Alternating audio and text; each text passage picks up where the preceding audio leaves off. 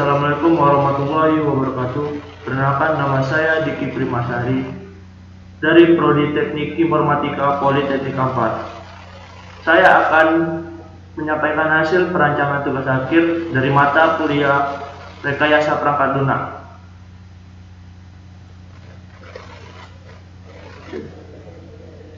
Latar belakang. Game adalah permainan yang menggunakan interaksi dengan antarmuka pengguna melalui gambar yang dihasilkan oleh peranti video. Perumusan masalah yang saya buat dalam perancangan game tersebut yaitu yang pertama, bagaimana cara mengembangkan game edukasi sebagai media pembelajaran untuk mahasiswa. Yang kedua, bagaimana tingkat kelayakan game edukasi sebagai media pembelajaran pada mahasiswa Politeknik Kampar.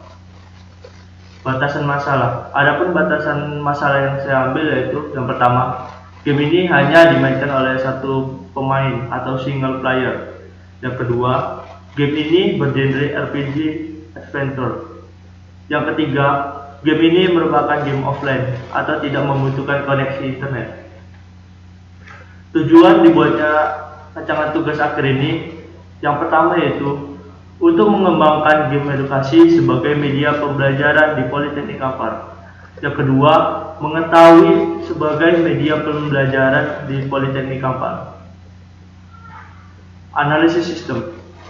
Pada rancangan tugas akhir ini, saya merancang sebuah game edukasi berbasis mobile dan dianggap perlu dilakukannya analisis untuk mengetahui seberapa besar manfaat dari perancangan game yang akan saya buat nantinya. Pada tugas akhir ini, saya menggunakan metode waterfall karena dianggap sesuai dengan judul yang saya angkat. Dalam pengembangannya, metode waterfall memiliki beberapa tahapan yang berutut, yaitu yang pertama, requirement analysis atau analisis kebutuhan. Yang kedua, desain sistem. Yang ketiga, coding dan testing atau pengujian. Yang keempat, penataan program. Dan yang kelima, pemeliharaan.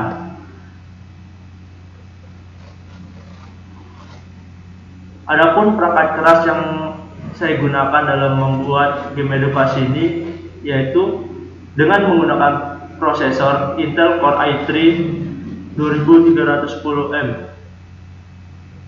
dan memiliki RAM 6GB DDR3, memiliki harddisk 500 GB dan video grafik Intel HD Graphics 3000. Adapun perangkat lunak yang saya gunakan yaitu menggunakan sistem operasi Windows 10 dan menggunakan software Godot Engine dan Adobe Photoshop.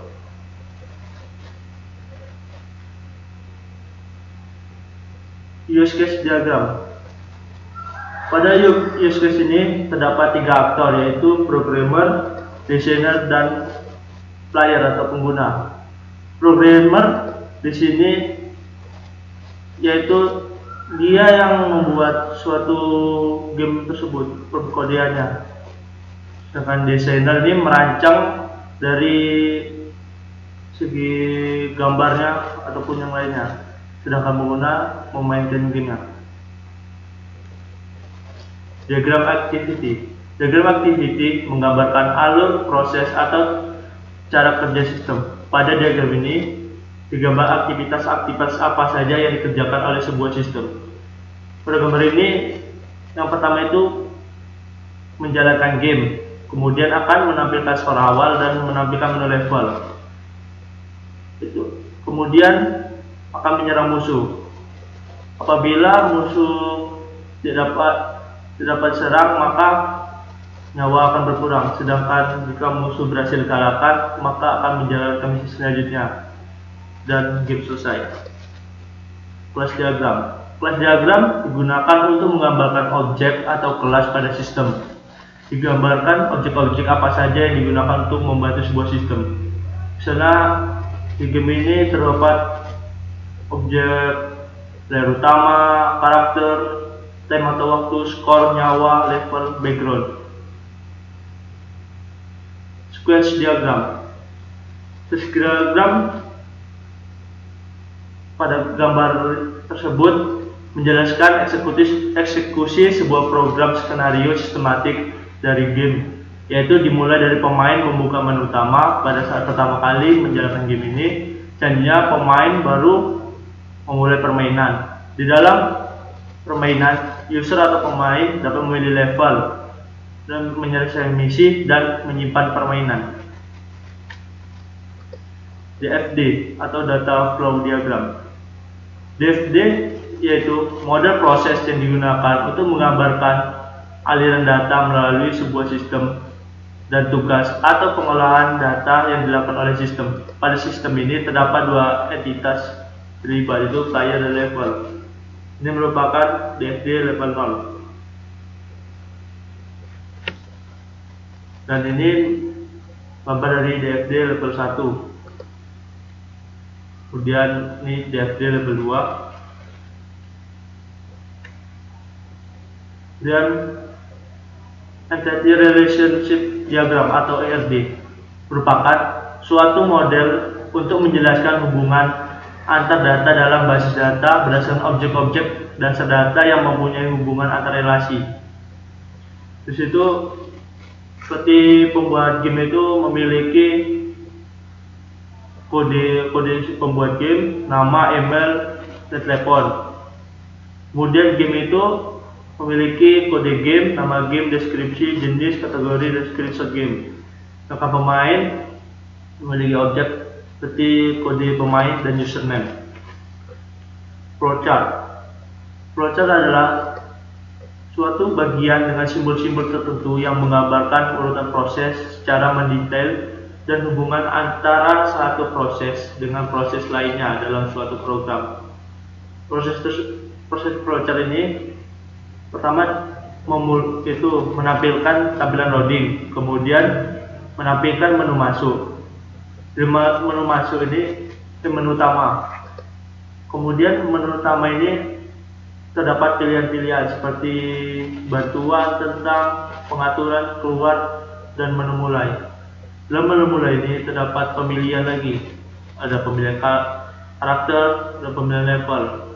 Kemudian akan memulai permainan. Jika misi berhasil, maka akan ada ucapan congratulations. Jika tidak, maka akan mengulang permainan kembali. Dan game pun selesai. Ini merupakan tampilan splash loading dari game yang akan dibuat. Ini merupakan tampilan menu utama, di mana di menu utama ini terdapat button-button seperti button mulai, bantuan, dan tentang. Ada juga di sebelah kanan ada untuk merefresh, pengaturan, dan untuk keluar. Terus ini tampilan menu mulai. Terdapat button dari level dan karakter. Menu level, di sini terdapat 3 button, yaitu untuk level yang mudah, menengah, dan sulit. Karakter, di sini saya hanya membuat 2 karakter, yaitu karakter laki-laki dan karakter perempuan. Ini tampilan dari menu tentang. Ini tampilan dari menu bantuan. Dan ini dia tampilan dari menu permainan yang akan saya buat. Dalam permainan ini terdapat beberapa satu player yang kita mainkan dan beberapa musuh yang akan menyerang kita. Jadi kita harus menghindar dari kejaran musuh-musuh tersebut. Sini terdapat juga gambar hati, itu merupakan nyawa kita. Jika merah berarti nyawanya masih terpenuh, jika kosong berarti sudah tidak ada. Kemudian ini tampilan dari notif berhasil. Kesimpulan dan saran. Kesimpulannya, berdasarkan hasil analisa dan perancangan serta uraian dari bab-bab sebelumnya, maka kesimpulannya yaitu rancangan game edukasi dirancang dengan menggunakan permodelan UML yang meliputi use case diagram, diagram activity, class diagram, dan sequence diagram. Caranya, pertama, untuk kedepannya diharapkan lebih menyempurnakan game lagi dari segi grafik dan mengoptimalkan game tersebut. Yang kedua, untuk pembuatan game disarankan menggunakan game engine Godot karena open source dan lebih mudah dipahami bagi pemula. Game engine ini pun memiliki ukuran yang sangat kecil sehingga dapat dijalankan di spesifikasi rekap yang rendah. Sekian presentasi yang dapat saya sampaikan. Sebila kurangnya saya mohon maaf. Assalamualaikum warahmatullahi wabarakatuh.